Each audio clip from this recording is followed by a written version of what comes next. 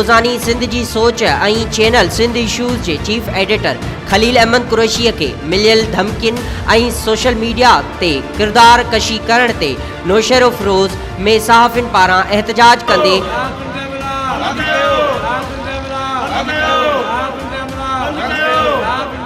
ऐं उभ ॾारींदड़ नारा हणंदे जंहिंमें सिंध साफ़ इतिहाद जे ज़फ़र तगर ज़मीर हुसैन लुंड शिराज खोखर एम इक़बाल राजपर जी अॻुवाणीअ में एहतजाज कयो वियो। उन मौक़े ते अॻुवाणनि चयो त दादू जे बदमस्त बद इख़लाक़ MNA रफ़ीक जमालीअ जे वाठनि चीफ एडिटर रोज़ानी सिंध जी सोच ऐं सिंध इशूज़ जे अॻुवाण ख़िलाफ़ मीडिया ट्रायल करण ऐं उन जे किरदार कशी करण ते खेनि कुझु बि न वरंदो। उन जे वाठनि हरणीअ जो शिकार करण ते ख़बर नशर थियण तां MNA रफ़ीक जमालीअ ऐं उन जे वाठनि इंतकामी कार्रवायूं शुरू करे छॾियूं आहिनि ऐं चीफ एडिटर ते केस दाख़िल कराए छॾियो आहे। उहा उन्हनि खे भुल आहे त खेसि हिरासमेंट करे ध्यानु हटाइण तां कोशिश कंदासीं। अगरि असांजे चीफ एडिटर खलील अहमद कुरैशीअ खे ऐं उतां जे रिपोर्टर खे कुझु बि थियो त सॼी सिंध में सहाफ़ी सरापा एहतजाज हूंदा।